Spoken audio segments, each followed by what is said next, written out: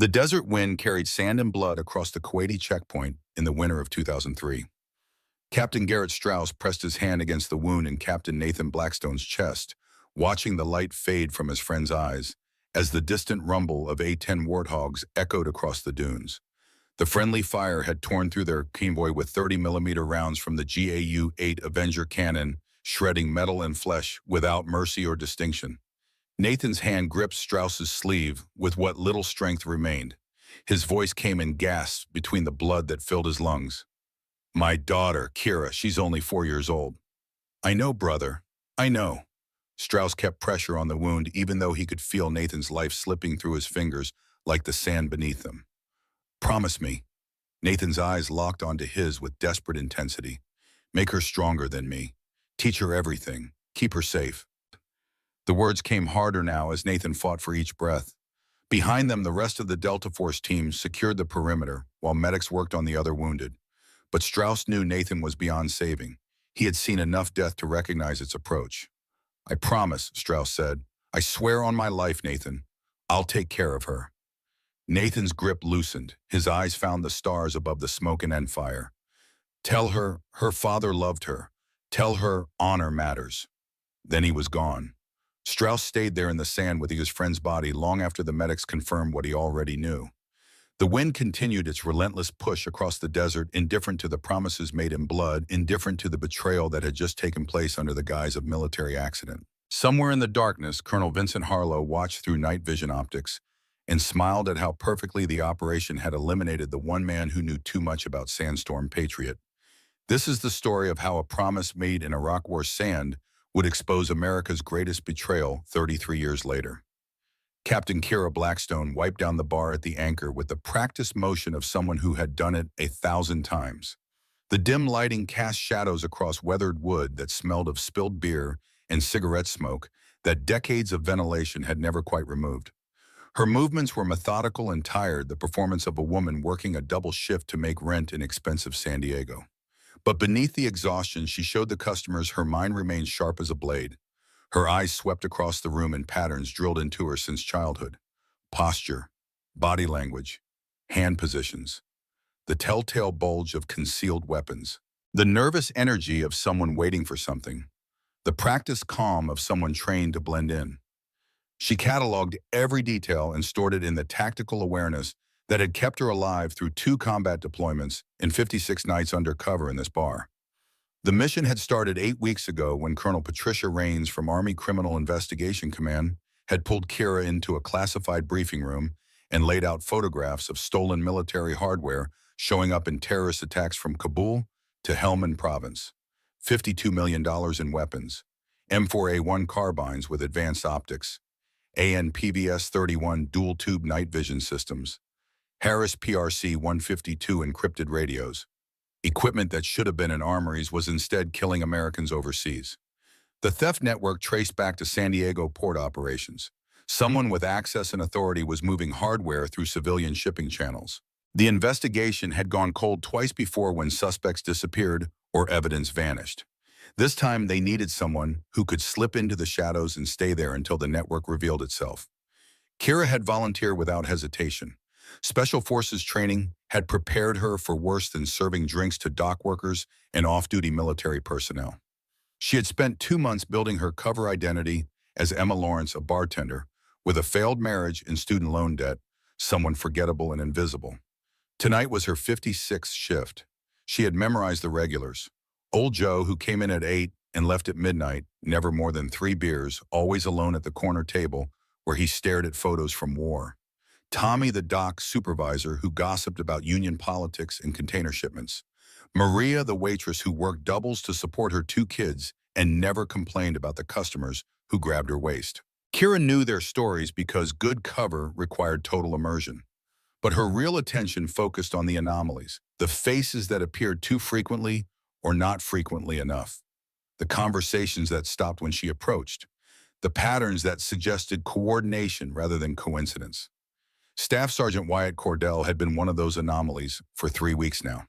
He came in twice a week with different groups of Marines, always off duty, always drinking moderately, while his companions got progressively louder. But his eyes never stopped moving. He watched the doors and windows. He noted who came and went. He kept his back to the wall and his right hand always free. These were habits that went beyond normal military awareness. These were the behaviors of someone conducting surveillance. Kira had run his face through the classified database. Wyatt Cordell, 32 years old, decorated Marine with 2 Iraq tours and 1 Afghanistan deployment. Bronze Star for valor, spotless record. But his bank account showed $15,000 in deposits over the past 6 months from a shell company called Patriot Defense Solutions LLC. The same company appeared in connection with 2 other Marines under investigation. The earpiece in her left ear crackled with barely audible static before Colonel Garrett Strauss's voice came through. Ghost status check. She picked up a glass and began polishing it while her lips barely moved. All quiet, 40 customers, 6 potential security concerns, none actionable. Copy, your 3 o'clock just walked in. Kira's eyes shifted without her head turning.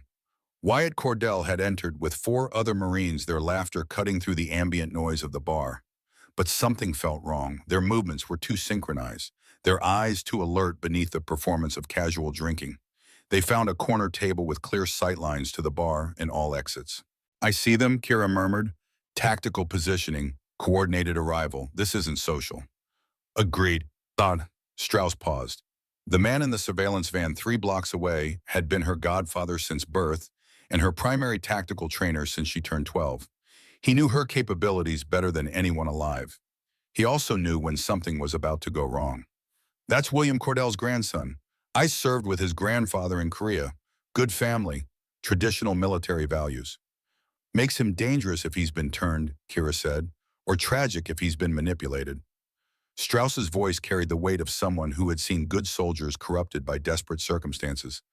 Either way, stay sharp. Their arrival patterns suggest mission focus. Kira set down the glass and moved to take orders from a nearby table, keeping Wyatt's group in her peripheral vision. The 4 Marines with him were young, probably mid-20s, with the lean hardness that came from recent deployment cycles. They ordered beers with the casual efficiency of men who had done this before. But their eyes kept tracking back to her. She felt the weight of their attention like a physical thing. This was the moment she had trained for. The moment when cover met reality and everything hung on whether the preparation held under pressure. Her heartbeat remained steady. Her breathing stayed calm. The tactical awareness that Strauss had drilled into her processed threat vectors and response options without conscious thought. The bar continued its normal rhythm around her. Conversations rose and fell. Glasses clinked. The jukebox played country music about lost loves and open roads. But beneath the normalcy, tension built like electricity before a storm. Kira moved behind the bar and began arranging bottles, a task that kept her hands busy while positioning her near potential improvised weapons. A glass beer pitcher, a wooden baseball bat mounted on the wall, the speed pourer bottles that could serve as impact weapons. She cataloged each option the way Strauss had taught her, always preparing for the moment when talking stopped and violence began. Her training had started the year after her father died. Strauss had shown up at their small apartment in North Carolina where Kira lived with her mother.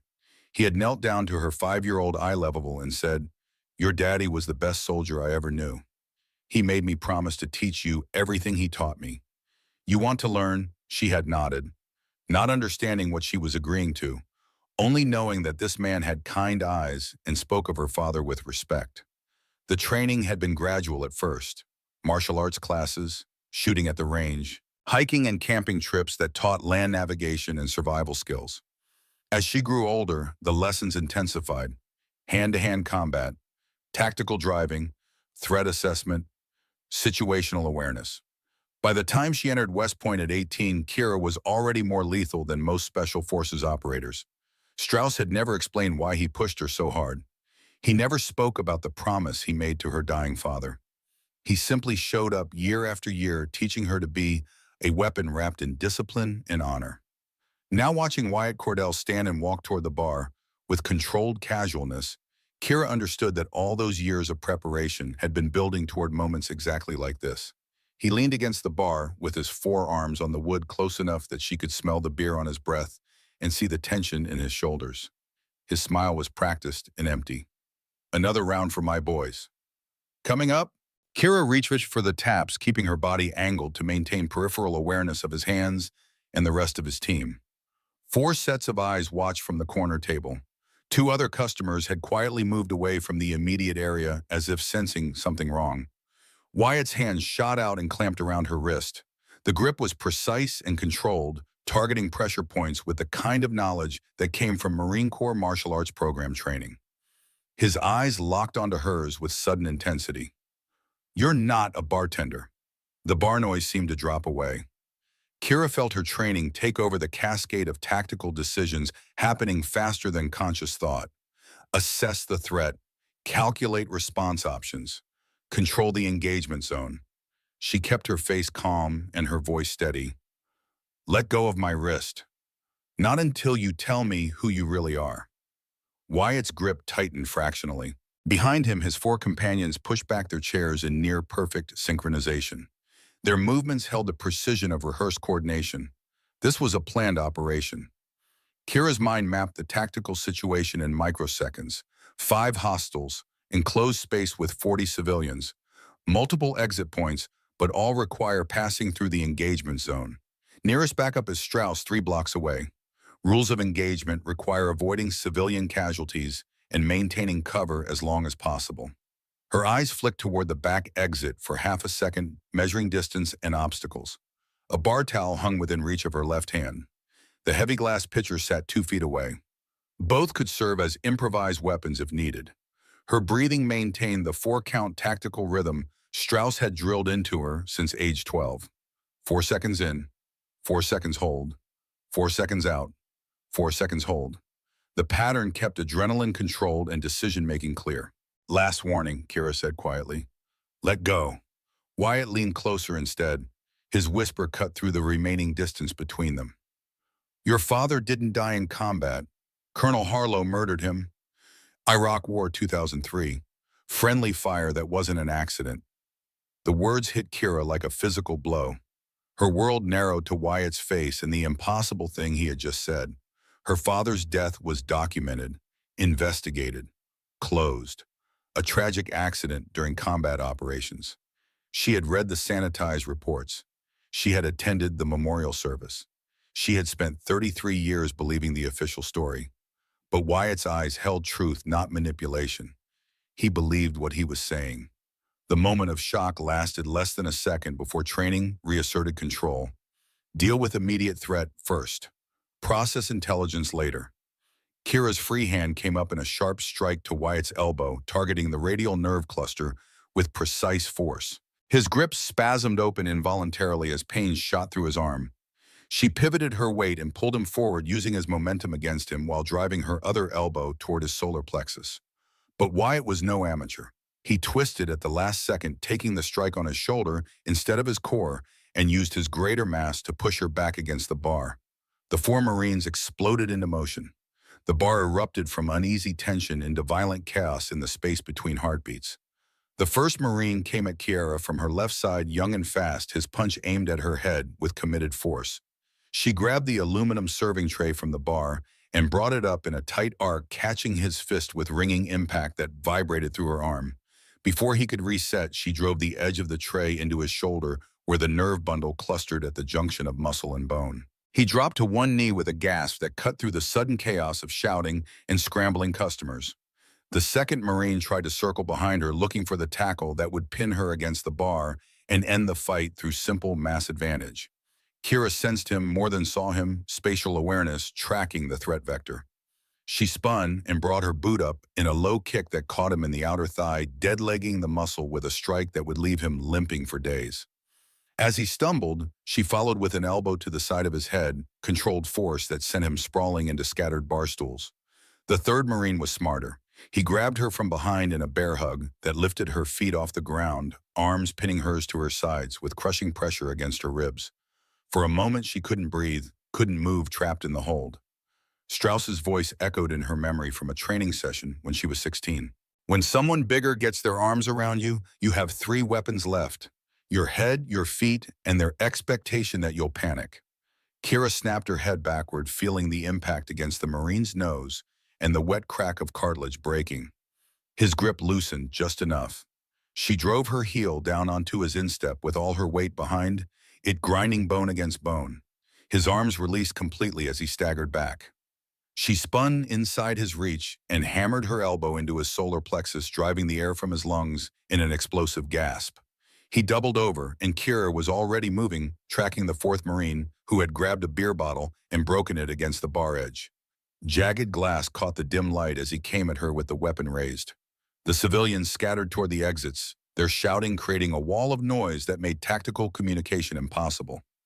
Somewhere behind the bar, Maria screamed. Old Joe was trying to pull someone away from the fight. Tommy had his phone out, probably calling 911.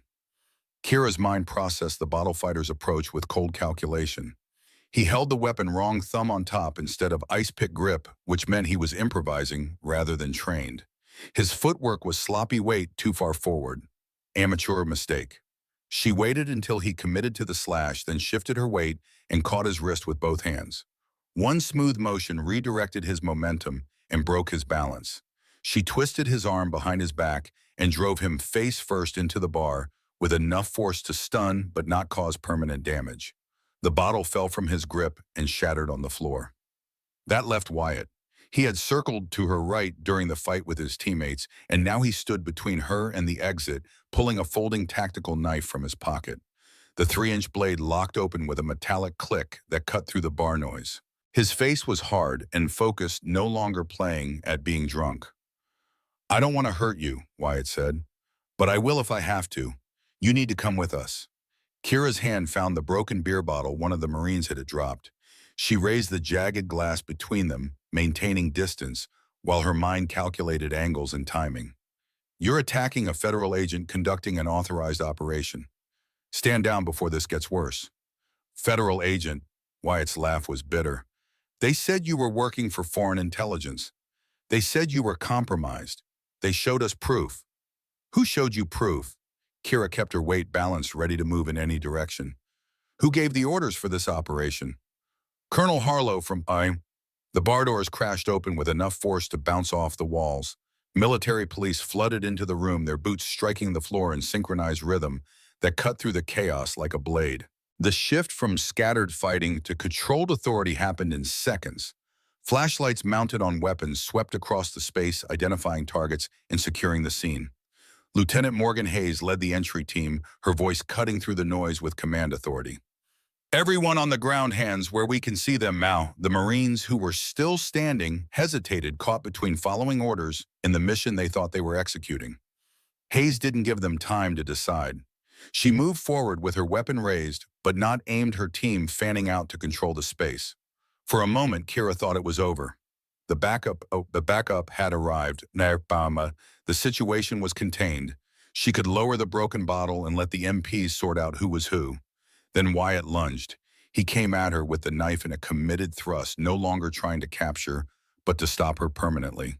The blade caught the light as it drove toward her side. Training took over. Kira twisted her hips and caught his wrist with her free hand, redirecting the blade's path past her body by inches. She felt the sting of a shallow cut along her ribs, but ignored the pain. She pivoted on her back foot and used Wyatt's momentum against him, executing a hip throw that Strauss had made her practice 10,000 times until it became muscle memory. Wyatt's body arced through the air and hit the floor with a heavy thud that knocked the wind from his lungs. The knife skittered away across the wood. Kira dropped to one knee and twisted his arm into a control, hold her weight pinning his shoulder, while her other hand pressed against the back of his neck. "Stop fighting," she said quietly. "It's over." Wyatt struggled for another second before the pain forced him to yield. His breath came in gasps against the floor. "They lied to us." "I know." Kira maintained the hold while 2 MPs moved in to take custody. "We'll sort it out." Lieutenant Hayes approached with her weapon lowered but ready. Her eyes took in the scene with professional assessment. 4 Marines on the ground in various states of injury. Broken furniture. Scared civilians huddled by the exits. And 1 bartender who had just dismantled 5 trained combat Marines with controlled precision. Hayes looked at Kira with recognition and something like respect. "Captain Blackstone, are you injured?" The use of her real name and rank cut through the remaining noise like a gunshot. The bar went silent. Every eye turned toward Kira. Her cover was gone. The mission had changed shape in ways she couldn't yet predict. Superficial cut, I'm operational. Kira stood slowly, letting the MPs secure Wyatt. She could feel blood soaking through her shirt from the knife wound, but the cut was shallow enough to ignore. These Marines were operating under false intelligence. Someone told them I was a security threat. Someone told them correctly. The voice came from the doorway where Colonel Garrett Strauss stood with his hands in his jacket pockets and his weathered face carrying the weight of decisions made decades ago. Her cover identity was compromised 3 days ago. I've been running damage control trying to identify the leak. He walked into the bar with the slight limp from old shrapnel wounds, moving with the economy of motion that came from 50 years of military service. His salt and pepper hair was cut military short. His eyes held the kind of wisdom that survived things younger men couldn't imagine. Strauss looked at the scene, at the unconscious and restrained Marines, at Kira, standing in the wreckage of her mission, with blood on her shirt and controlled fury in her eyes. Something like pride crossed his face before he locked it down. Captain Blackstone executed a textbook defensive engagement against superior numbers while maintaining civilian safety protocols. Strauss's voice carried the authority of someone who had been giving orders since before most people in the room were born. That nerve strike progression was clean. Your father would have been proud. The casual mention of her father in front of witnesses was deliberate. Strauss was establishing connection and credibility for the MPs and anyone else who would review the incident reports. He was also reminding Kira that she wasn't alone in this, that the promise he made 33 years ago still held. Kira met his eyes and saw the layers of truth beneath the professional demeanor. Strauss knew more than he was saying. He had known something was wrong before the attack happened, and the way he was positioning himself in this moment suggested the conspiracy went deeper than stolen weapons. Hayes ordered her team to secure the scene and transport the injured Marines to the base hospital for medical evaluation and detention. 2 medics approached Kira to treat her wound, but she waved them off. Later. Right now I need a secure briefing room and access to classified files. Captain, you need medical attention, Hayes said. I need answers more than stitches. Kira looked at Strauss. We need to talk. Privately. Strauss nodded once. My vehicle. 5 minutes. He turned and walked out of the bar without waiting for confirmation. The MPs parted to let him pass, recognizing the authority that came from rank and reputation. Kira watched him go and felt the weight of questions pressing against her mind like physical force. What did Wyatt mean about her father being murdered? Why would Colonel Harlow target a bartender with a Marine assault team unless he knew exactly who she was? How deep did this conspiracy reach?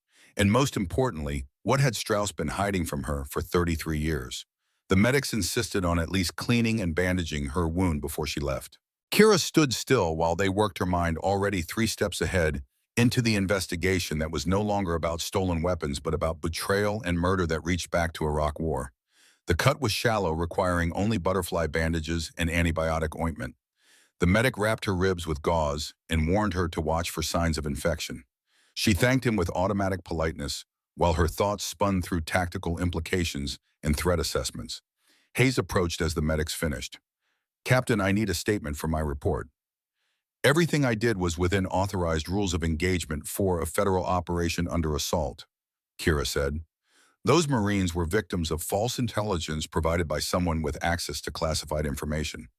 Staff Sergeant Cordell specifically mentioned Colonel Harlow from Special Programs Procurement as his source. That needs to be in your report verbatim. Hayes made notes on her tablet. Cordell also said something about your father. What was that about? I don't know yet. Kira met her eyes. But I'm going to find out. She walked out of the anchor into the cool San Diego night. The salt air from the harbor carried the smell of ocean and diesel fuel. Emergency lights from the MP vehicles painted the street in alternating red and blue. A small crowd had gathered to watch the commotion, their phones out recording everything for social media. Strauss's vehicle was a nondescript gray sedan parked half a block away in the shadows between streetlights. He sat in the driver's seat with the engine running and his eyes on the rear-view mirror. Kira slid into the passenger seat and closed the door. For a long moment, neither of them spoke. The silence carried 33 years of carefully maintained lies and the weight of a promise made in blood and sand. Wyatt Cordell said Colonel Harlow murdered my father. Kira's voice was controlled but edged with steel. He said the friendly fire in 2003 wasn't an accident. Is that true? Strauss's hands tightened on the steering wheel. His jaw worked as he chose his words with visible care. Yes. The single word confirmation hit harder than any of the punches she had taken tonight. Kira felt something crack open inside her chest, rage and grief pouring through in equal measure. You knew. All these years you knew. I suspected from the beginning. I confirmed it 6 months later. I've been carrying the proof for 33 years. Strauss turned to face her, and his eyes held more pain than she had ever seen there. Your father discovered Operation Sandstorm Patriot during Iraq War. It was a black operation using stolen military equipment to fund unauthorized missions. Colonel Harlow was running the logistics. When Nathan reported it to command, they killed him and made it look like friendly fire. And you did nothing. The words came out flat and cold. I tried. I gathered evidence. I prepared reports. Strauss's voice cracked slightly. Then I was called into a classified briefing with General Preston Aldridge. He showed me surveillance photos of you and your mother. He explained very carefully that accidents happen to military families all the time. House fires, car crashes, random violence. He gave me a choice. Destroy the evidence and stay quiet or watch everyone I love die. Kira's hands clenched into fists.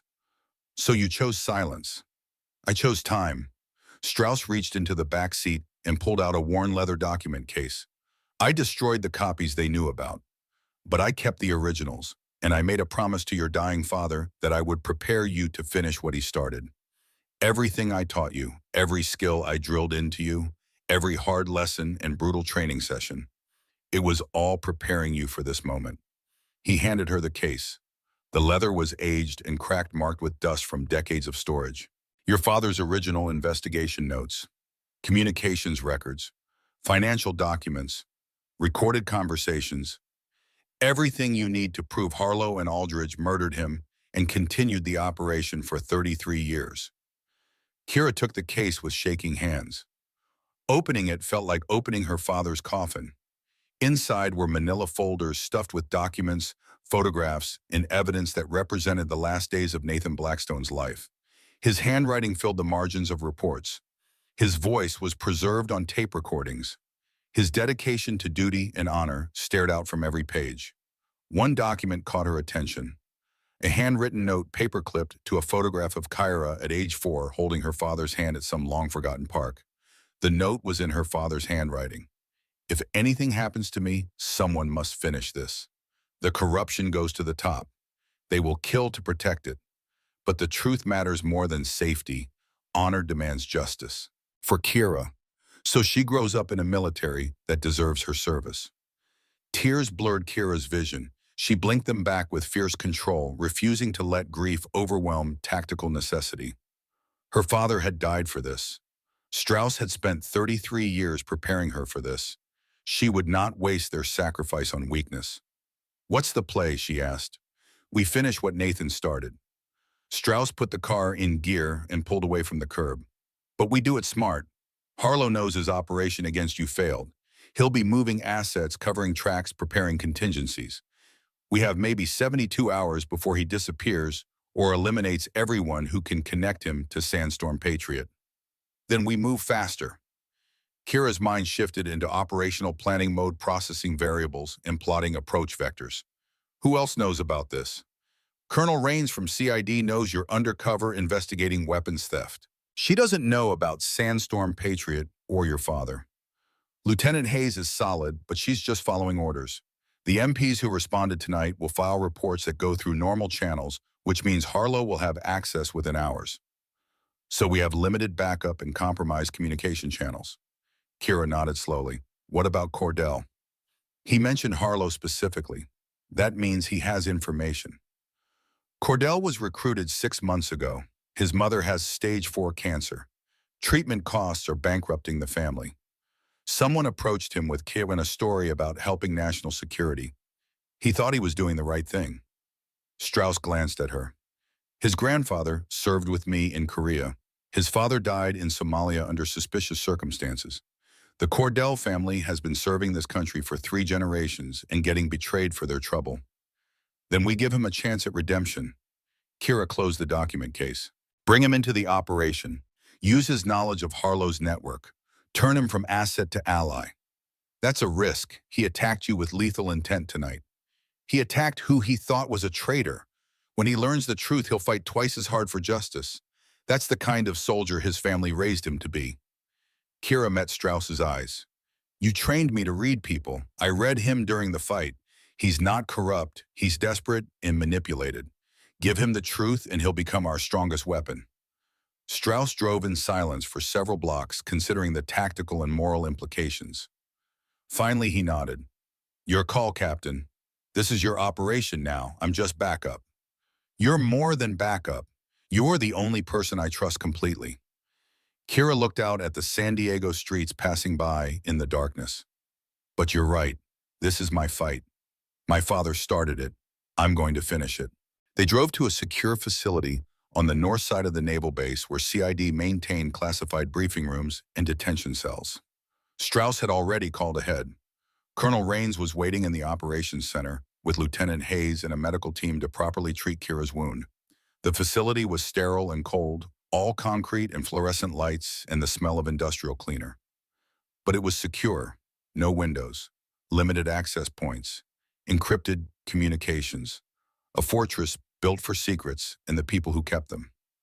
Rains met them at the entrance, her face tight with controlled anger.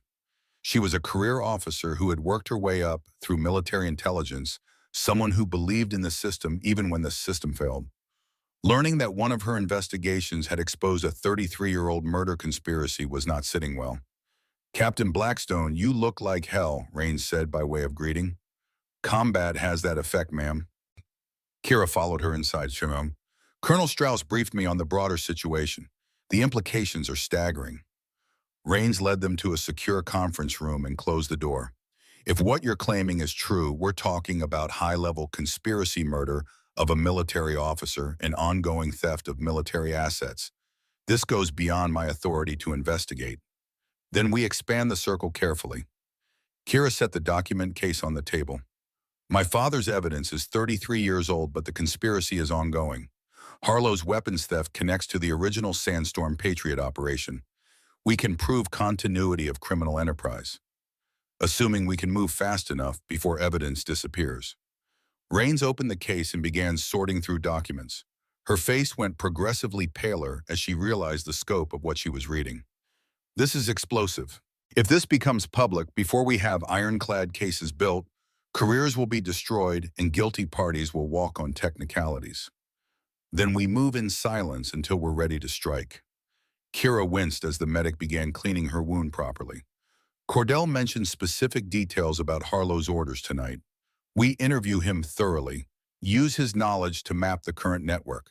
Then we set a trap. Using what for bait? Hayes asked from her position by the door. Kira met her eyes.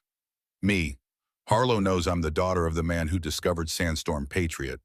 He'll assume I now have my father's evidence. He'll come after me to recover it before I can act. That's suicide, Strauss said flatly. You'll be exposed and targeted. I'm already exposed and targeted. Tonight proved that. Kira let the medic apply fresh bandages while she thought through the tactical approach. But now we control the engagement. We choose the ground. We set the terms. And we use Harlow's desperation against him. Rains looked at Strauss. You trained her. Is she ready for this? She was ready 10 years ago.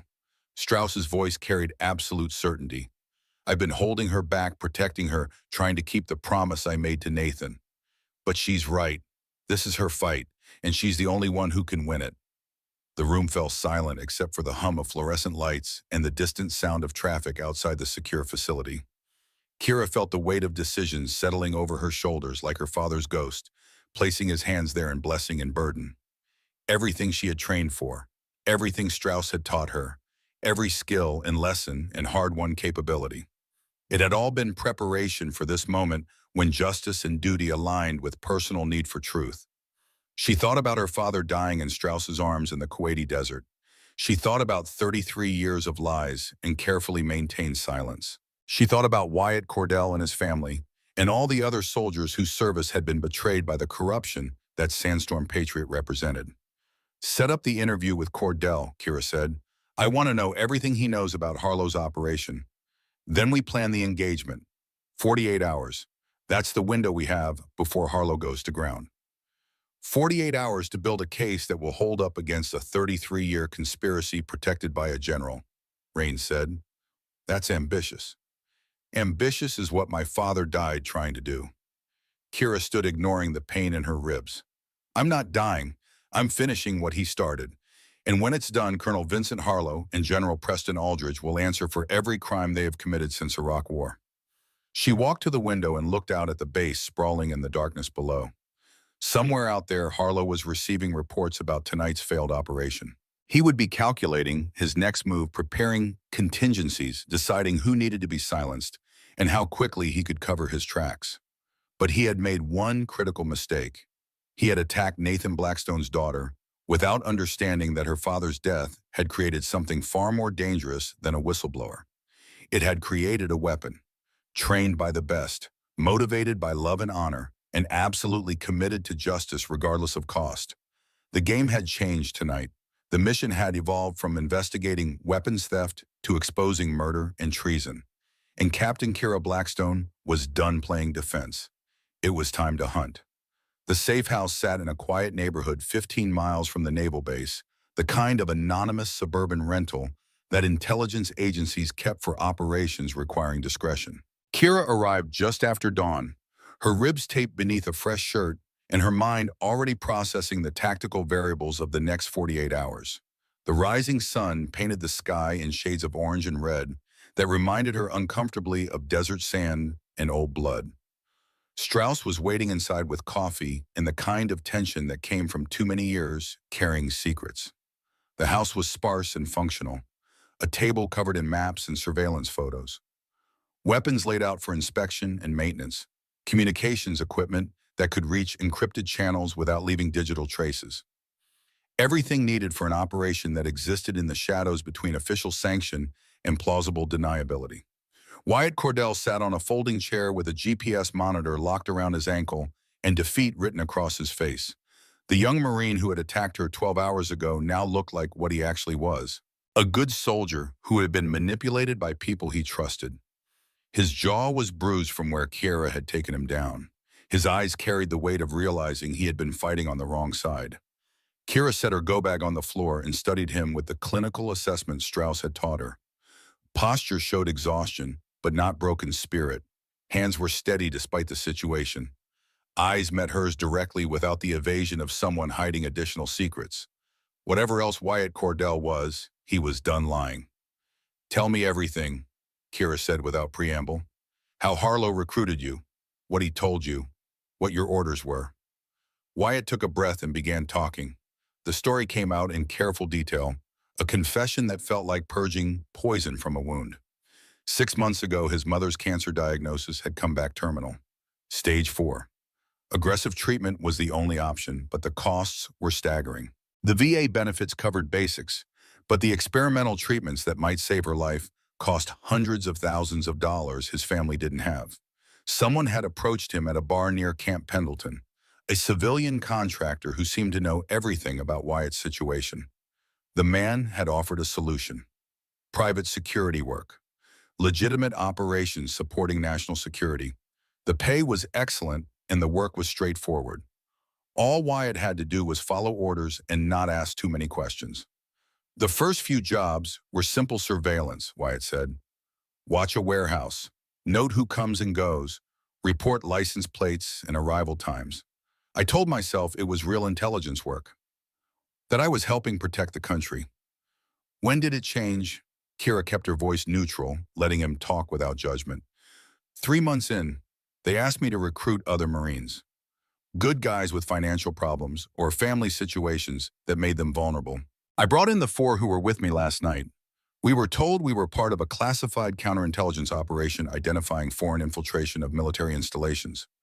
Strauss moved to the table and began laying out photographs from his 33-year collection. Images of young Captain Nathan Blackstone in desert camouflage. Documents marked with classification stamps. Financial records showing money moving through shell corporations. The man who recruited you worked for Colonel Vincent Harlow, Strauss said.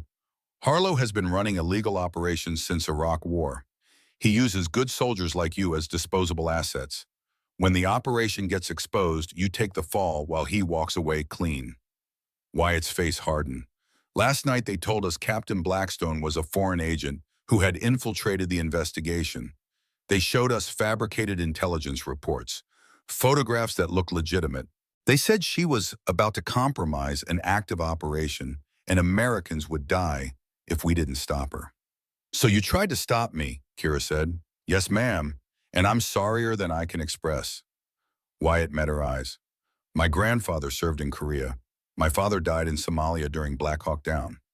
My family has bled for this country for 3 generations.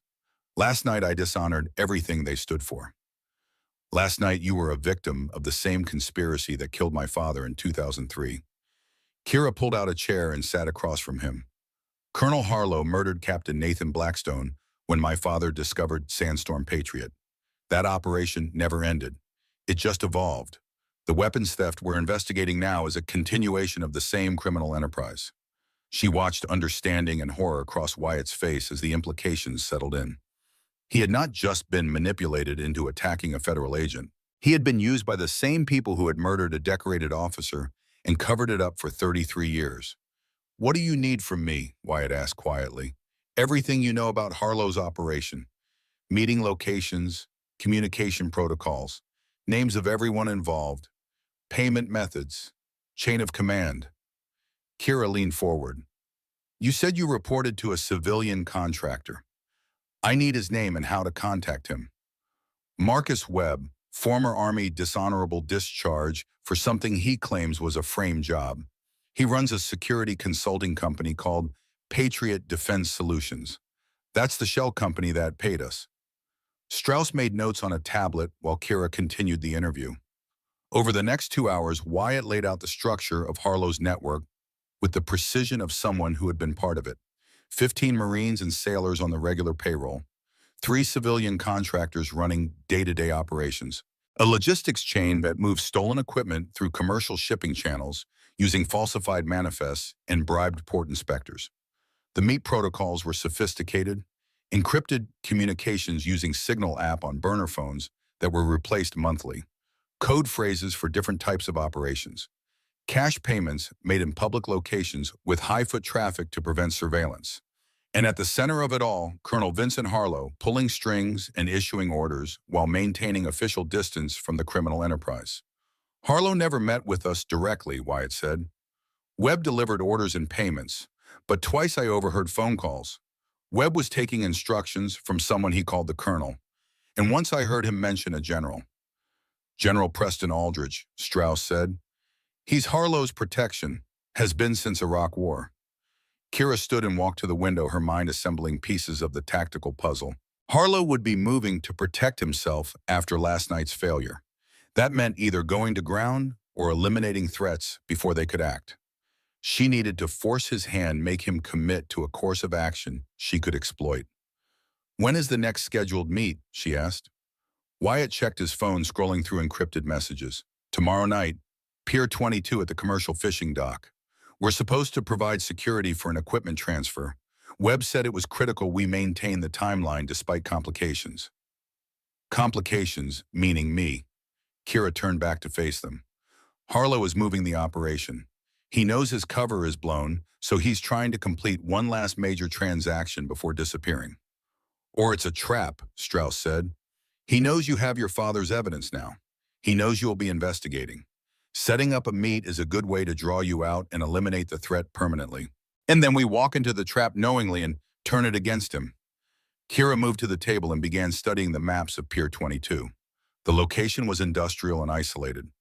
Multiple container stacks providing cover and concealment, water access for fast escape, limited security presence, perfect ambush terrain. She traced potential approach vectors with her finger, calculating sight lines and engagement ranges. We need more personnel, people we can trust absolutely. Hayes and her MP team are solid, but they're bound by regulations and chain of command. This operation will require going outside normal channels. I have 3 operators from my old unit, Strauss said. All retired now, but still capable. Delta Force doesn't teach skills that expire. I can have them here by this afternoon. Get them. Kira continued studying the maps. We'll need overwatch positions here and here. Water extraction ready on standby. Communications on a frequency Harlow can't monitor. And we'll need leverage to make him expose himself. Leverage like what? Wyatt asked. Kira met his eyes. You're going to that meet as scheduled. You're going to tell Webb that you completed the mission last night, that I'm dead and the evidence is secure. They'll verify that through other channels. Let them try. Hayes is filing official reports that Captain Blackstone was injured in the assault and is currently in secure medical care with restricted access. That buys us 24 hours before they can confirm anything. Strauss shook his head. You're betting Harlow will show up personally if he thinks the threat is eliminated. That's a thin assumption. It's not an assumption. It's psychology. Kira tapped the document case sitting on the table. My father's evidence doesn't just prove murder. It proves ongoing criminal conspiracy at the highest levels. Harlow knows that evidence exists. He knows I have it now. The only way he sleeps at night is if he recovers or destroys it. He'll take the meat personally to ensure it's done right. The room fell silent as Strauss considered the tactical approach. Kira could see him running scenarios in his mind, testing the plan against decades of operational experience. Finally, he nodded slowly. It could work, but you'll be exposed in an ambush zone with limited biome against an enemy who has every reason to kill you on sight. That's been true since I walked into the anchor 2 months ago. Kira began sorting through the weapons laid out on the table. The difference now is I know who the enemy is and what they want. That makes me the hunter instead of the hunted. She selected a Glock 19 and began fill stripping it with practiced efficiency. The familiar motions were calming, a meditation in springs and slides and controlled violence. Strauss had taught her to maintain weapons when she was 13, emphasizing that a warrior's relationship with their tools was sacred trust. We'll need detailed intelligence on the pier layout, Kira said as she cleaned and reassembled the pistol. Security camera positions, guard patrol patterns, container placement, tide schedules that affect water access. I want to know that terrain better than Harlow does. I can get current surveillance footage, Wyatt offered. Webb has us conduct pre-operation reconnaissance. I have access to the security feeds. Do it. And while you're in the system, plan a backdoor we can use tomorrow night. I want eyes on that pier from multiple angles. Over the next 6 hours, the safe house transformed into an operational planning center. Strauss's retired Delta Force operators arrived in ones and twos, hard men in their 50s and 60s who moved with the economy of motion that came from lives spent in violent places. They greeted Strauss with the casual affection of brothers who had shared foxholes and close calls. When he introduced Kiera as Nathan Blackstone's daughter, something shifted in their faces. Recognition and respect and the weight of old debts. Your father saved my life in Mogadishu, one of them said. His name was Frank Dawson, and he had the weathered look of someone who had spent decades in the sun and wind of bad places. Pulled me out of a crashed helicopter under heavy fire. I told him I owed him. Guess I'm paying that debt to you now. The second operator was Carl Mitchell, a sniper who had worked with Strauss in multiple theaters. He examined the pier maps with professional interest and began marking optimal overwatch positions. These sight lines are clean out to 600 yards. I can cover the primary approach and the water extraction point from here. The third was James Rivera, a communications specialist who set up encrypted radios and surveillance equipment with efficient speed. We'll have 3 separate channels, primary for tactical coordination, secondary for backup if they jam us. Tertiary is old-school UHF that nobody uses anymore, but can't be blocked without military-grade equipment. Kira watched them work and felt something settle in her chest. These were her father's generation. Warriors who had fought in the shadows and come home to quiet retirements, carrying secrets and scars that nobody talked about at neighborhood barbecues. They had answered Strauss's call because of loyalty and honor and debts that transcended time and money. By evening, the plan was solid. Wyatt would attend the meet as scheduled, wearing a wire and playing his role as loyal asset. Kira would infiltrate the pier 2 hours early using waterborne insertion to avoid security checkpoints. Strauss and his team would establish overwatch and security positions. Hayes and a small MP team would be on standby 3 blocks away, ready to move in once targets were identified and evidence was secured. The key was timing. Move too early and Harlow would escape. Move too late and the situation could deteriorate into a firefight with civilian casualties. Kira needed him exposed and committed before she could spring the trap. What if he doesn't come personally, Mitchell asked during the final briefing. What if he sends Webb and stays remote? Then we adjust, Kira said. Webb is a link in the chain. We follow him back to Harlow, but my read is Harlow won't trust this to subordinates. My father's evidence is too dangerous. He'll want to verify its destruction himself. Strauss poured coffee for everyone as the planning session wound down. The caffeine was harsh and black, the kind of fuel that kept operators going through long missions. Kira wrapped her hands around the warm mug and stared at the maps running scenarios in her mind. You look like your father when you do that, Strauss said quietly. He would stare at mission plans with that exact expression. Total focus, already 3 steps ahead in his mind. Tell me about him, Kira said. Not the official record. Tell me who he really was. Strauss settled into a chair with the careful movement of someone whose body remembered every hard landing and close call from 50 years of service. His eyes went distant, looking back across decades to a younger version of himself and the friend who had died in his arms. Nathan was the best natural soldier I ever knew, not because he was the biggest or fastest or most aggressive, because he understood that being a warrior meant serving something larger than yourself. He believed in honor and duty the way other people believe in gravity. It wasn't a choice. It was fundamental truth. Strauss paused to drink his coffee, gathering memories that had been locked away for 33 years. We went through selection together, Delta Force in the early 80s when the unit was still finding its identity. The training was brutal, designed to break you down and rebuild you into something harder. Men quit every day, but Nathan never even looked like quitting. He just kept moving forward with this quiet determination that made everyone around him dig deeper. He sounds like a machine, Kira said. No, that's the thing. He was intensely human. He cried when his first daughter was born. He wrote letters to your mother every single day when he was deployed. He volunteered at a soup kitchen when he was stateside. But when the mission required it, he could flip a switch and become absolutely lethal. That combination is rare. Most operators are either warriors who struggle with humanity or humans who struggle with violence. Nathan was both without conflict. Dawson spoke up from across the room. Your father once spent 3 hours talking a Somali militia fighter into surrendering instead of shooting him. Convinced the kid that he had choices beyond violence. Then 2 hours later, Nathan cleared a building with nothing but a knife because going loud would have compromised the mission. He was whatever the situation required. Iraq War was supposed to be his last deployment, Strauss continued. He had orders to return stateside and take an instructor position at Fort Bragg. He was talking about spending more time with you, teaching you to ride a bike. Normal father stuff. Then he discovered a Sandstorm Patriot.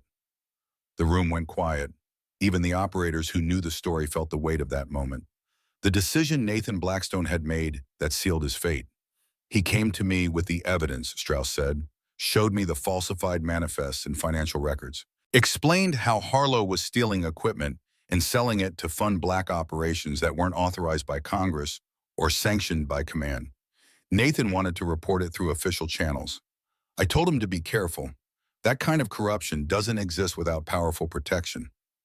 But he reported it anyway, Kira said. He reported it anyway. Because that's who he was. He believed the system would work if good people had the courage to use it. Strauss's voice cracked slightly. I should have stopped him, should have convinced him to wait, to gather more evidence, to build an ironclad case. But I didn't. And 48 hours later, he was dead. Kira reached across the table and put her hand over Strauss's. He made his choice. You can't carry guilt for his courage. I carry guilt for my cowardice, Strauss said. When Aldridge threatened me, I folded. I destroyed evidence and stayed quiet. I told myself I was protecting you and your mother. But really, I was just protecting myself. You kept the evidence. You trained me. You spent 33 years preparing to finish what he started. Kira squeezed his hand. That's not cowardice. That's patience in strategy. My father rushed in believing truth would protect him.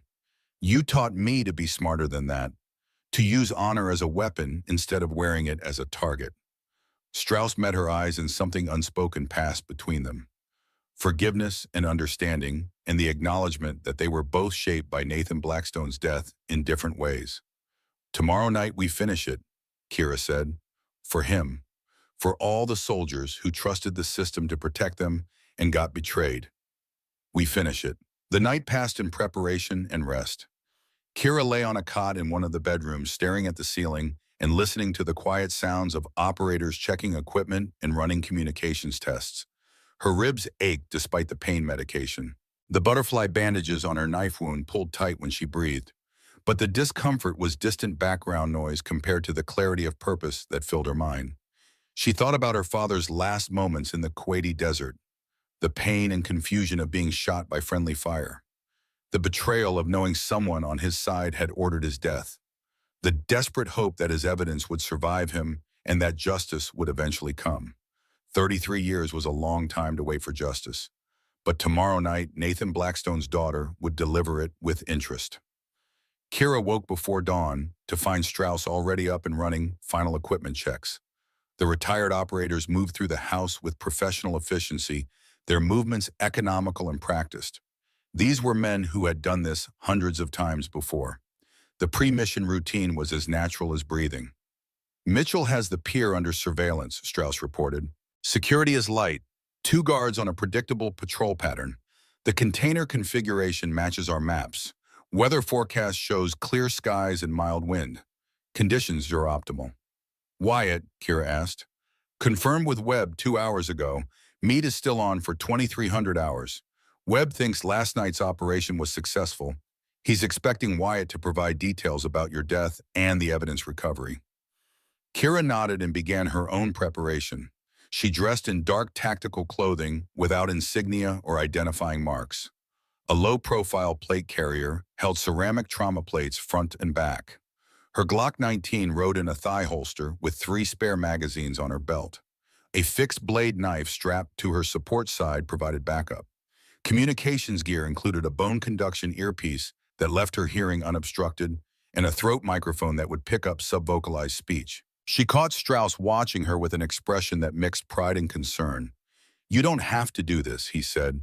We can call Hayes. Run this as an official operation with full backup. Official operations get leaked. People like Aldridge have too many connections. Kira checked her weapon for the 5th time, confirming the chamber was loaded and the magazine seated properly. This needs to be surgical, in and out before they know what hit them. Your father said something similar before he died. I'm not my father. I'm not going in believing truth is armor. I'm going in knowing violence is the only language traitors understand. Kira met his eyes. You taught me that. Every hard lesson, every brutal training session. You were preparing me to do what he couldn't, to be harder and colder and more ruthless than honor allows. So trust that I learned those lessons. Strauss held her gaze for a long moment, then nodded. All right, but I'm going in with you. You don't do this alone. You'll be more valuable on Overwatch. Your knowledge of Harlow and Aldridge gives you tactical advantage in reading their responses. I need you where you can see the whole battlefield. Kira, that's an order, Colonel. She softened it with a slight smile. I'm primary operator on this mission. Your tactical command and oversight. Let's each do what we're best at. The insertion went smoothly.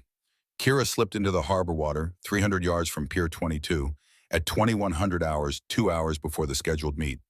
The water was cold and black, tasting of oil and salt, and the industrial runoff that came from decades of shipping operations. She swam with measured strokes, staying below the surface as much as possible, using a dive compass to maintain heading. The pier loomed above her as she approached a forest of pylons covered in barnacles and seaweed. Kira found a maintenance ladder and climbed up slowly, staying in the shadows beneath the dock structure. Water streamed from her wetsuit as she crouched in the darkness, listening to the sounds of the pier above. Footsteps, distant conversations, the rumble of forklifts moving containers. Ghost is in position, she subvocalized into her throat mic. Strauss's voice came back through her earpiece. Copy. Overwatch has you visual. 2 guards on patrol. Pattern is consistent. Window opens in 90 seconds. Kira waited with practiced patience, controlling her breathing and heart rate. The guards walked past her position with bored efficiency, their attention on phones instead of security protocols. The moment they rounded a corner, she moved. Climbing onto the pier required absolute silence. She rolled over the edge and came up in a crouch behind a stack of shipping containers. The maze of metal provided excellent cover, but also multiple ambush points. Kira moved through it with tactical awareness, heightened to maximum, her weapon up, and ready, her eyes processing every shadow and sound. She found her primary position in a maintenance shed with line of sight to the meet location. The shed smelled of grease and mud, but offered concealment and multiple exit routes. Kira settled in to weight her back against the wall and her weapon across her knees. In position, she reported, beginning surveillance. The next 2 hours passed in the unique combination of boredom and hyper-alertness that defines surveillance operations. Kira watched the pier through a gap in the shed wall, noting every vehicle that arrived, every person who moved through the area, every change in the patrol pattern. Her mind cataloged details automatically while she ran scenarios for different tactical situations. At 22:30, Wyatt arrived with Webb and 3 other men. Kira recognized 2 of the Marines from the bar fight. The third was someone new. They moved to the meeting location near a white cargo van and began setting up a perimeter. Professional, disciplined, dangerous. Target is early, Mitchell's voice came through the radio. And they brought extra security. I count 5 hostiles in addition to Webb. Copy, Kira said. Hold positions. Let's see who else shows up. At 22:55, a black SUV pulled onto the pier with tinted windows and government plates. The vehicle parked near the van and sat idling for 30 seconds before the rear doors opened. 2 men stepped out. Colonel Vincent Harlow wore civilian clothes but carried himself with unmistakable military bearing. He was 60 but fit with the hardness of someone who maintained discipline through decades of service. His eyes swept the pier with tactical assessment before he moved toward Webb. The second man made Kira's breath catch. General Preston Aldridge, the man who had threatened Strauss 33 years ago. The man who had ordered her father's murder. He stood in the shadows near the SUV, letting Harlow take point, but clearly in command. Jackpot, Strauss said quietly. Both primary targets are exposed. Kira's hand tightened on her weapon. Every instinct screamed to move now, to end this before they could escape. But timing was everything. She needed them committed. She needed them to reveal themselves completely. Harlow spoke briefly with Webb, who gestured toward Wyatt. The young Marine moved forward with controlled nervousness. He had been wired 2 hours ago, a sophisticated device hidden in his belt that transmitted everything within 20 feet. The audio came through crystal clear on Kira's earpiece. The target is eliminated, Wyatt said. Captain Blackstone died during the assault. The evidence was recovered from her vehicle. Show me, Harlow said. Wyatt produced a document case identical to the one Strauss had given Kira. Inside were carefully prepared forgeries mixed with legitimate documents that would pass casual inspection. Harlow flipped through the pages with visible tension, his jaw tight as he confirmed what he thought were Nathan Blackstone's investigation files. This is everything, Harlow asked. Everything we found, sir. And you're certain she's dead. You verified the body. The MPs took her away in critical condition. Our contact in the hospital confirmed she died 2 hours later from internal bleeding. Wyatt delivered the lie with perfect conviction. Harlow closed the case and turned to Aldridge. Even from a distance, Kira could see the relief on the general's face. They thought they had won. They thought the last loose end was tied off and buried. Burn it, Aldridge said. Love it. Then disappear for 6 months. Let this settle before you resurface. What about the Marines? Harlow asked. They're loose ends. Aldridge's response was cold and practical. They attacked a federal agent under false orders. They'll be prosecuted and imprisoned. Their testimony will be discredited. Problem solved.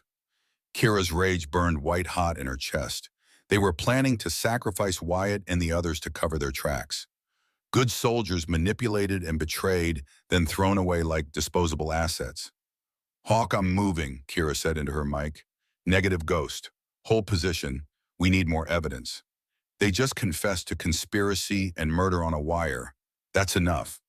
It's enough for arrest but not conviction. We need the equipment. We need the financial records. We need ironclad proof of ongoing criminal enterprise. Kira forced herself to wait even as every fiber of her being demanded action. Strauss was right. A good defense attorney could argue the conversation was ambiguous. But physical evidence of stolen military hardware, combined with financial records showing the money trail, would be undeniable. Harlow made a phone call. 2 minutes later, a commercial semi-truck rolled onto the pier and backed up to a loading dock. The driver and his assistant began unloading wooden crates marked with civilian shipping labels. But Kiera could see military stenciling underneath the civilian markings. This was the equipment. This was proof. "Rivera, you getting this on video?" Strauss asked. "Every frame. High definition with timestamps and GPS coordinates embedded. This footage will hold up in federal court." Harlow supervised the unloading, personally checking manifests against the physical crates. Aldridge remained near the SUV, watching with the detachment of someone who had done this so many times it had become routine. They were confident, comfortable, convinced they had eliminated the threat. Kira waited until the last crate was unloaded and Harlow began counting cash from a briefcase. The moment money changed hands for military equipment, the case became unassailable. Conspiracy, theft, treason. All captured on video with audio confession and physical evidence. "All units prepare to engage," Kira said quietly. "Hawk, call Hayes. Tell her to roll in 3 minutes. Mitchell, if anyone reaches for a weapon, put them down." "Copy," Mitchell said. "I have clean shots on 6 targets." Kira left the maintenance shed and moved through the container maze with predatory silence. She came up behind Webb's position and pressed her Glock against his spine before he registered her presence. "Federal agent, don't move." Webb froze. The 3 Marines with him started to react, but found themselves facing Strauss and Dawson, emerging from opposite directions with weapons raised. "On the ground now," Strauss commanded. The Marines dropped, recognizing the futility of resistance. Wyatt moved smoothly to cover them, his own weapon drawn, his role complete. Harlow's head snapped around at the commotion. His hand moved toward his jacket, but Mitchell's voice boomed from his overwatch position. "Touch that weapon, and you die, Colonel. This is a Remington 700 with match-grade ammunition. At this range, I'll put a round through your cerebellum before your hand clears leather." Harlow's hand stopped. His face went pale as he recognized his situation. Trapped, exposed, caught in the act with no plausible deniability. Aldridge moved toward the SUV, but Rivera appeared from behind the vehicle, his weapon raised and his voice carrying absolute authority. "General, I strongly suggest you reconsider. That vehicle is surrounded." Sirens wailed in the distance, growing louder. Hayes and her MP team rolled onto the pier with lights flashing and weapons drawn. They deployed with professional speed, securing the perimeter and taking custody of suspects with efficient force. Kira walked toward Harlow with her weapon lowered but ready. She stopped 5 feet away and let him see her face in the harsh glare of the vehicle headlights. Let him understand exactly who had caught him. "Captain Kira Blackstone, daughter of Captain Nathan Blackstone. You murdered my father 33 years ago to protect your criminal operation. Tonight I'm finishing what he started." Harlow's face twisted with rage and desperation. "You have no idea what you've done. The operations we fund save American lives. We do the work politicians are too weak to authorize. You murdered a fellow officer and stole from the military you swore to serve. You betrayed everything the uniform represents." Kira's voice was ice cold. "There's no honor in treason, no nobility in corruption. You're just a criminal in camouflage." Hayes moved in with handcuffs. "Colonel Vincent Harlow, you're under arrest for conspiracy, theft of military property, murder, and treason. You have the right to remain silent." While Harlow was being processed, Kira turned to Aldridge. The general stood with his hands raised, watching his empire crumble, with the expression of someone calculating final options. For a moment, their eyes met. The man who had ordered her father's death and the daughter who had spent 33 years preparing to bring him to justice. "You can't prove I ordered anything," Aldridge said calmly. "I came here to investigate suspicious activity. I was gathering evidence. We have 33 years of financial records showing payments from shell corporations you control to Harlow's operations. We have recorded phone calls. We have testimony from operators who took direct orders from you. And we have my father's original investigation files proving continuity of criminal enterprise from Iraq War to tonight. Kira stepped closer. You're not walking away from this. Not this time. Aldridge's composure cracked. For just a second, fear showed through the mask of authority. Then Hayes had him in cuffs and was reading rights while MPs loaded him into a transport vehicle. Strauss appeared at Kira's shoulder as the suspects were secured. You did it. You finished what Nathan started. We did it. Kira turned to face him. 33 years, that's a long time to carry a promise. Some promises are worth carrying forever. Strauss put his hand on her shoulder with the affection of a father and the respect of a fellow operator. Your father would be proud beyond measure. You were everything I trained you to be and more. The pier gradually cleared as suspects were transported, evidence was cataloged, and official reports were initiated. Rivera had hours of video footage. Webb's confession had been recorded. The stolen equipment was inventoried and photographed. The case against Harlow and Aldridge was ironclad.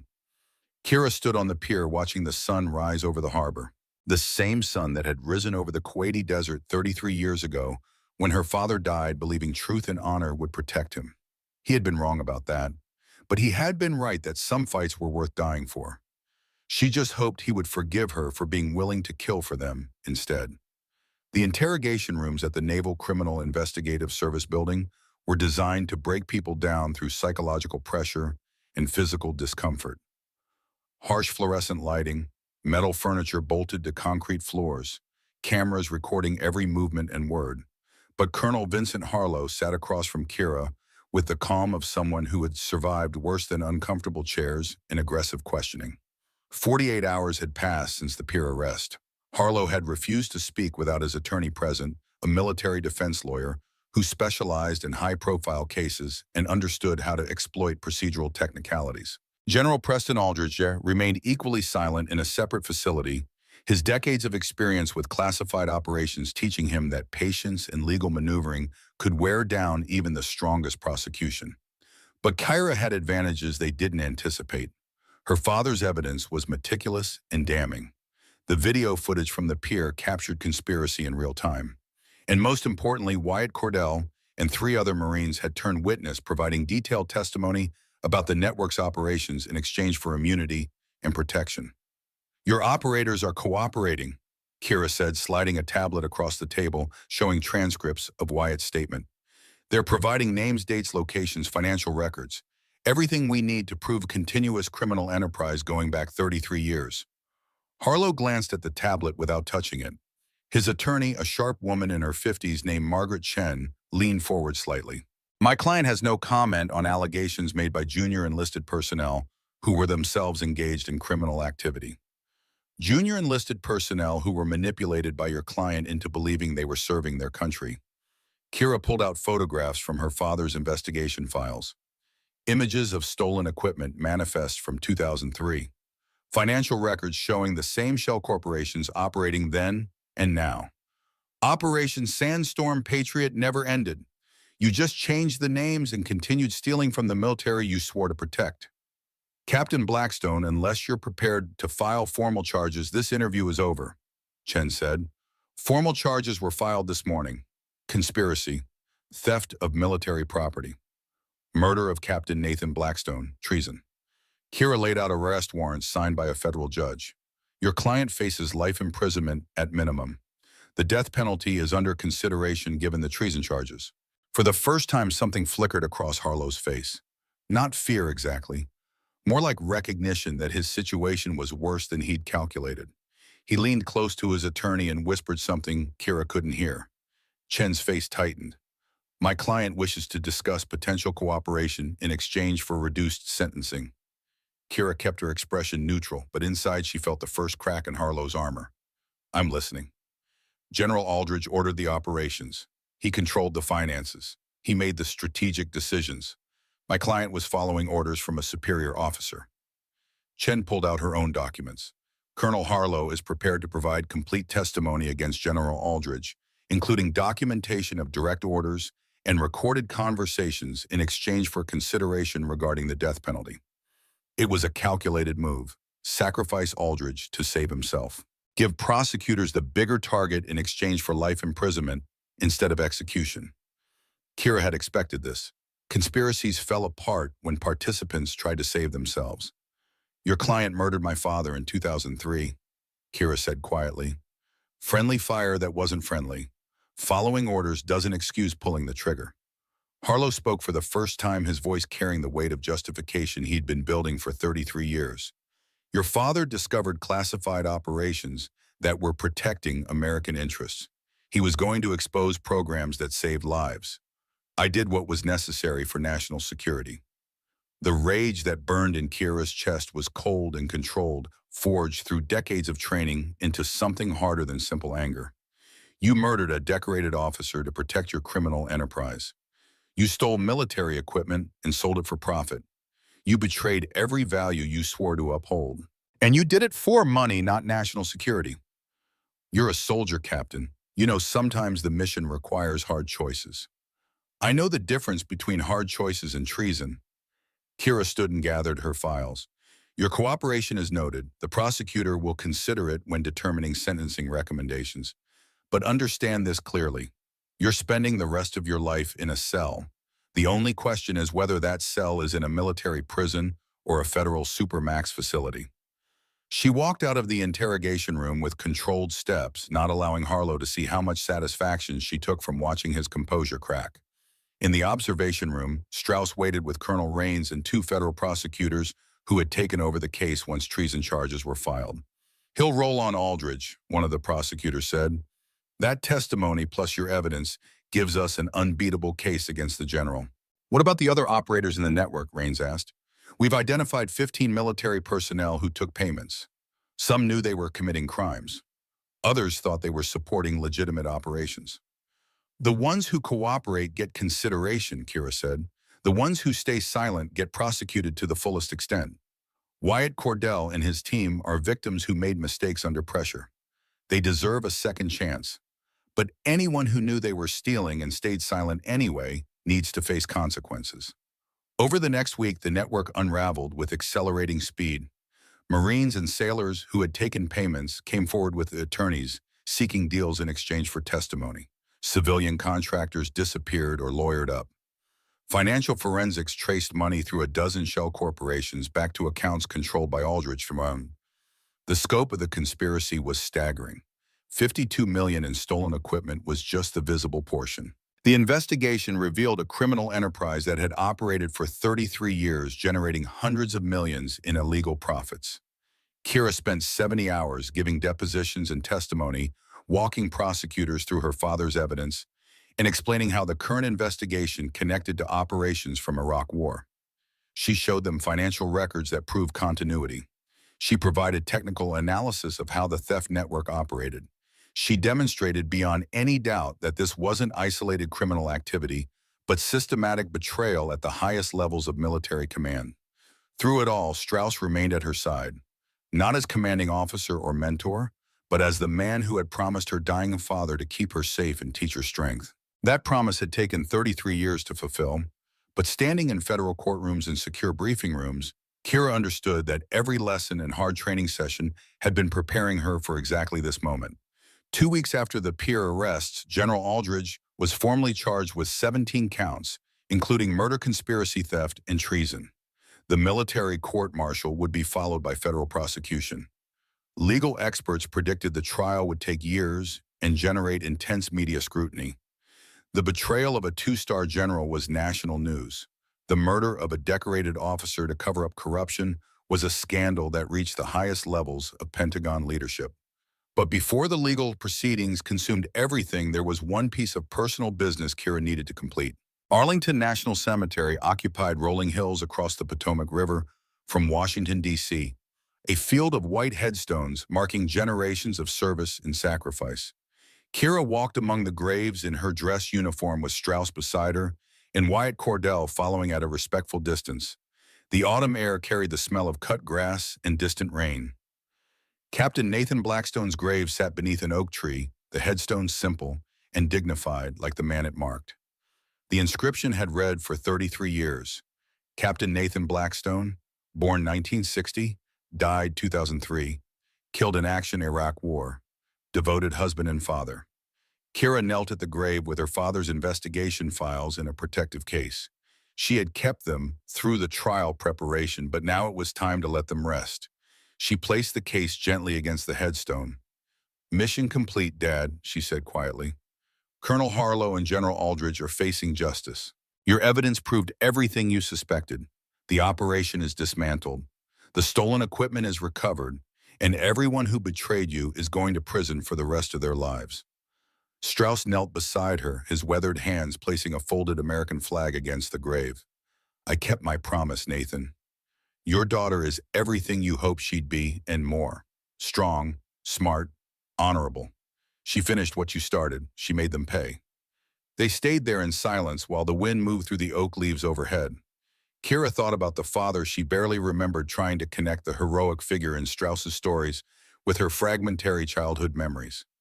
A man who smelled like desert sand and gun oil. A voice reading bedtime stories. Strong hands lifting her onto his shoulders. Love that transcended time and death. Wyatt approached with careful respect, stopping several paces back. "Ma'am, I wanted to say something if that's appropriate." Kira nodded without standing. "My grandfather served with Colonel Strauss in Korea.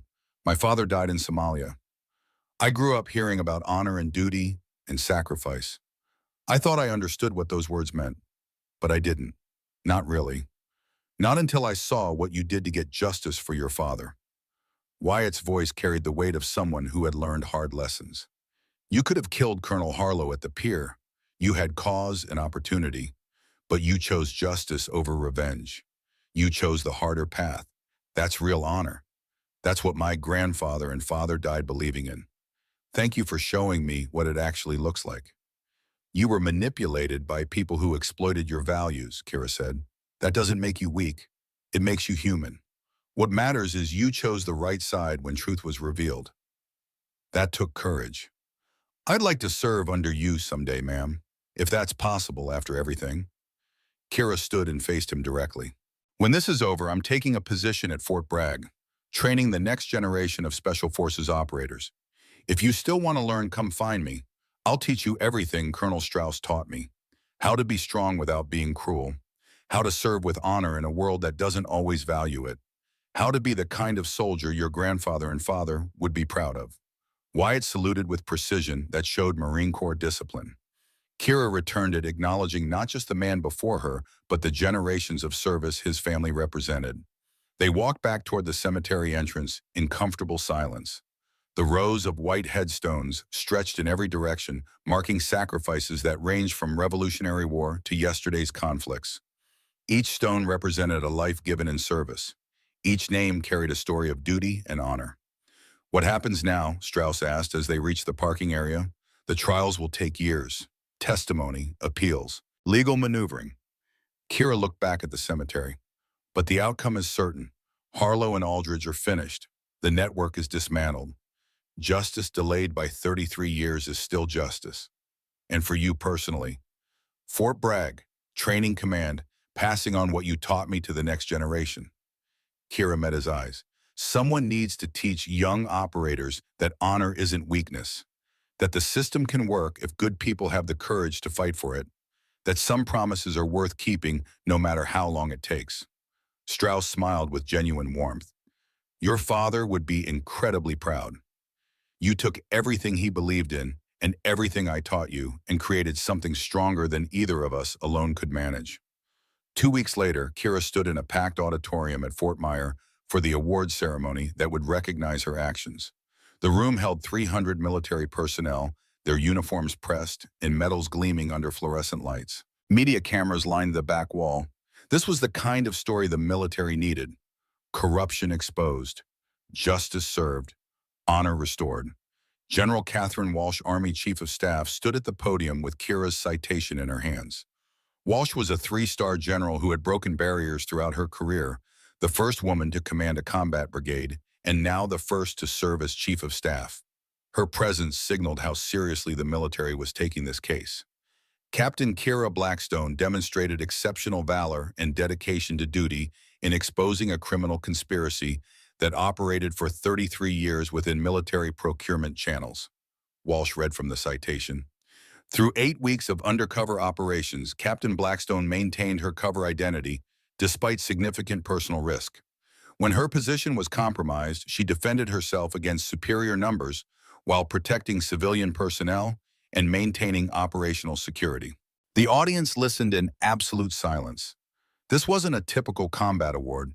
This was recognition of a different kind of courage, the kind that happened in shadows and required patience measured in years instead of hours. Captain Blackstone subsequently planned and executed a law enforcement operation that resulted in the arrest of high-ranking military officers engaged in theft, conspiracy, and murder. Her actions led to the recovery of $52 million in stolen military equipment and prevented further compromise of operational security. Most significantly, Captain Blackstone vindicated the honor of her father, Captain Nathan Blackstone, who was murdered in 2003 while investigating the same criminal enterprise.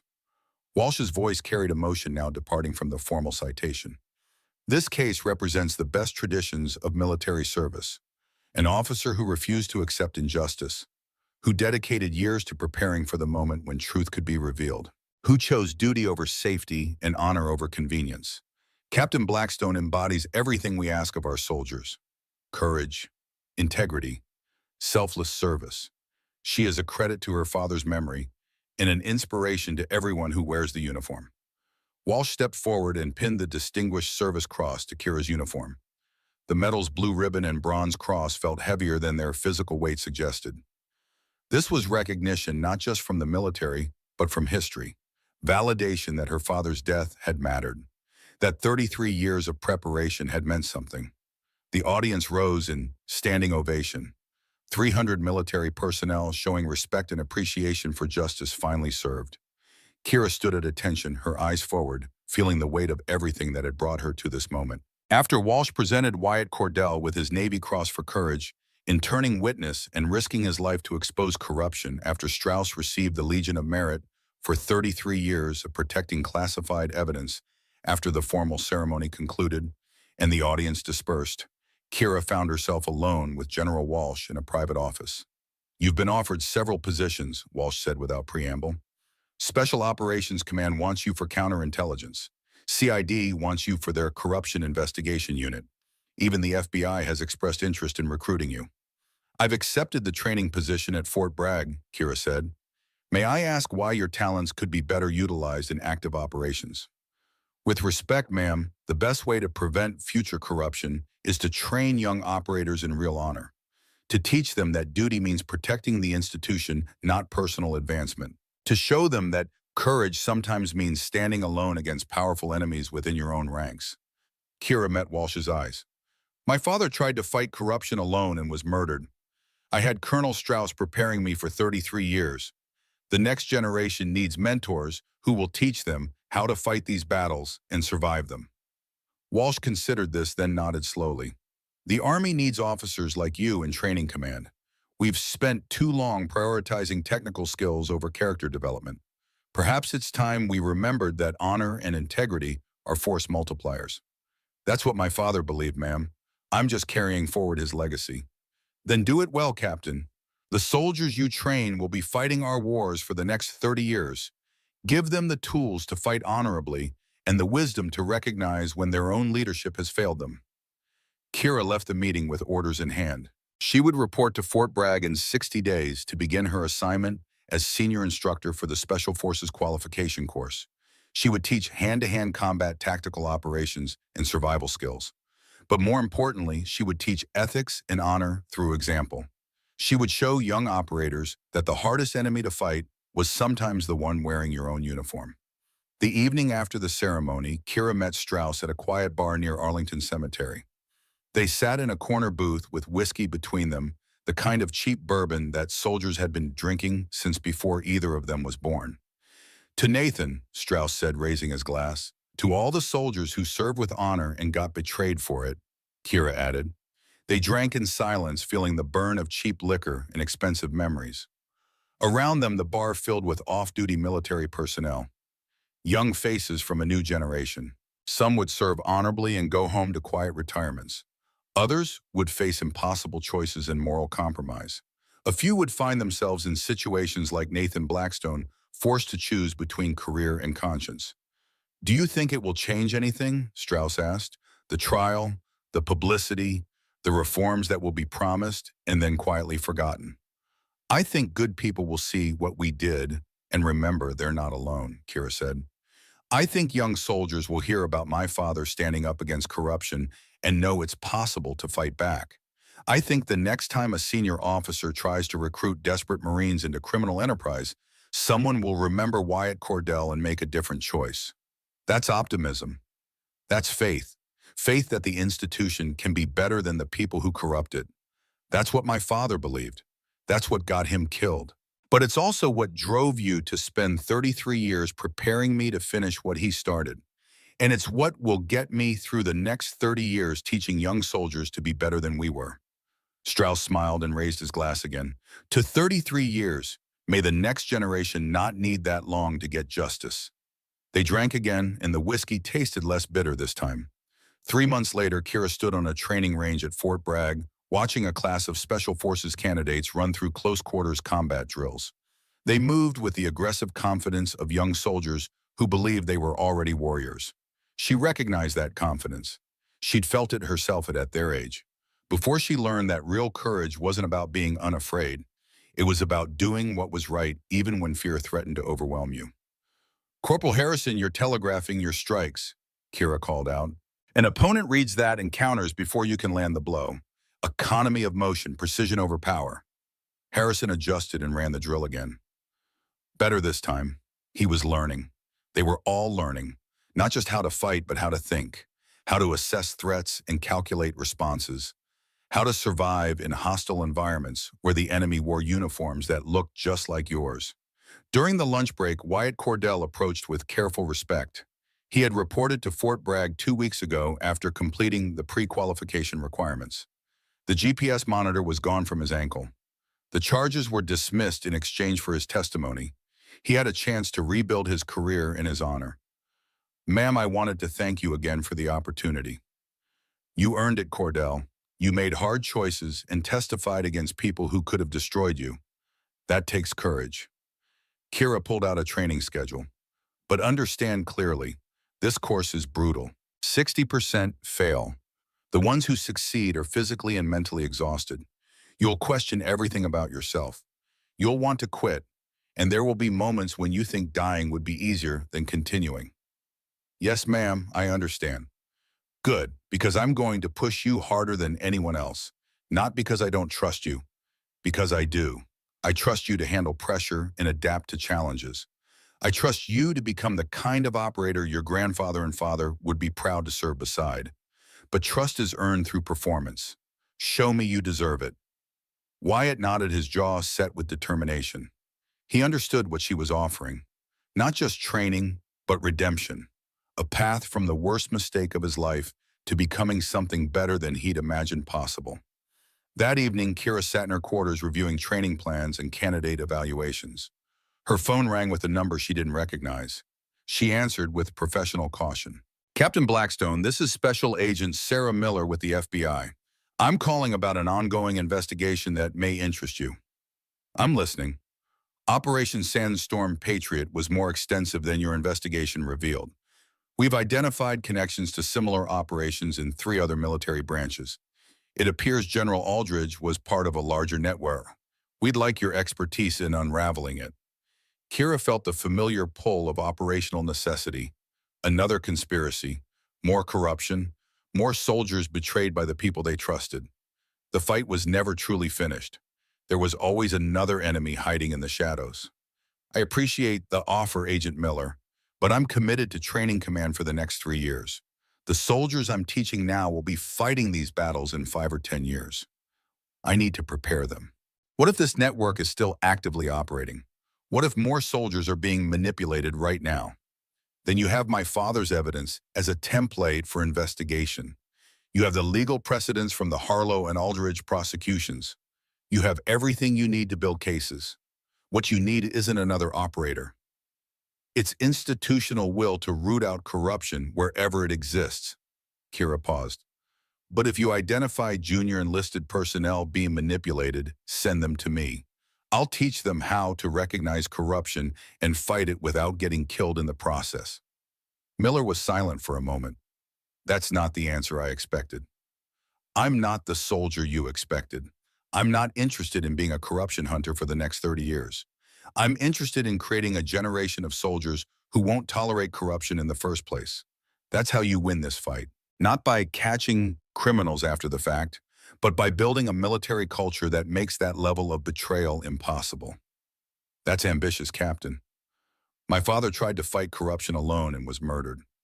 I had 33 years of preparation and nearly died anyway. The next generation deserves better odds. That's what I'm giving them. After the call ended, Kira walked outside into the North Carolina night. The training ranges stretched in the darkness, marked by distant lights and the sounds of ongoing exercises. Young soldiers preparing for wars they couldn't imagine against enemies they didn't know existed yet. Some of those enemies would wear American uniforms. Some would hide behind rank and authority.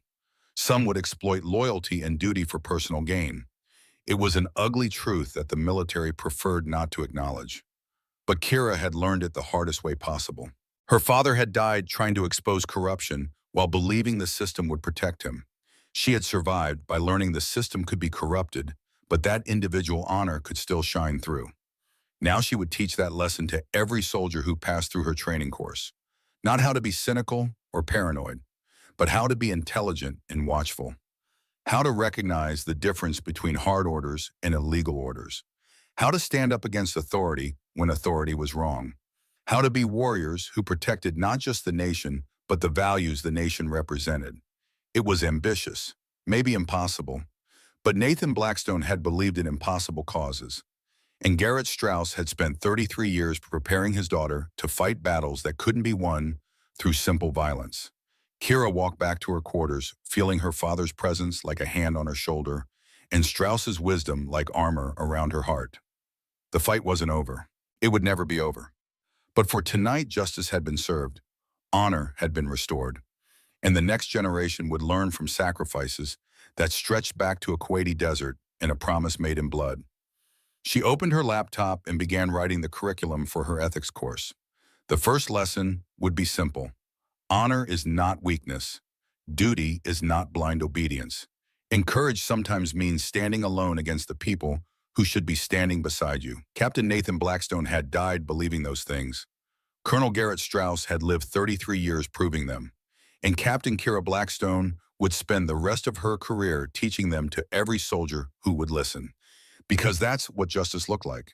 Not a moment of dramatic victory, but decades of steady work building something better than what came before. Her father had started that work in 2003. She was continuing it in 2024. And somewhere in the future, soldiers she hadn't yet trained would carry it forward into battles she couldn't imagine. That was legacy. That was honor. That was the promise kept across generations. Kira looked at the photo on her desk. Her father in desert camouflage, young and alive, and believing in a better world. Beside it, a photo from the awards ceremony. Herself in dress uniform, older and harder, but still believing in the same things he had died for. "Mission complete, Dad," she said quietly to the empty room, "and the next mission is already beginning. Watch over me. I'll need your guidance for this one too." The wind outside carried the sound of drill sergeants shouting and soldiers responding. The eternal rhythm of military training, the cycle that transforms civilians into warriors and warriors into leaders. Kira was part of that cycle now, not as someone seeking justice for past wrongs, but as someone preventing future ones. It was enough. It had to be enough. Because the alternative was accepting that her father had died for nothing and that 33 years of preparation had no meaning beyond revenge. But revenge was temporary. Justice was eternal. And the lessons learned through sacrifice echoed across generations, teaching new soldiers how to be better than the ones who came before. Kira closed her laptop and turned off the light. Tomorrow would bring new candidates, new challenges, new opportunities to teach honor in a world that didn't always value it. She was ready. Her father's sacrifice had prepared her. Strauss's training had shaped her. And her own courage would carry her forward into whatever battles came next.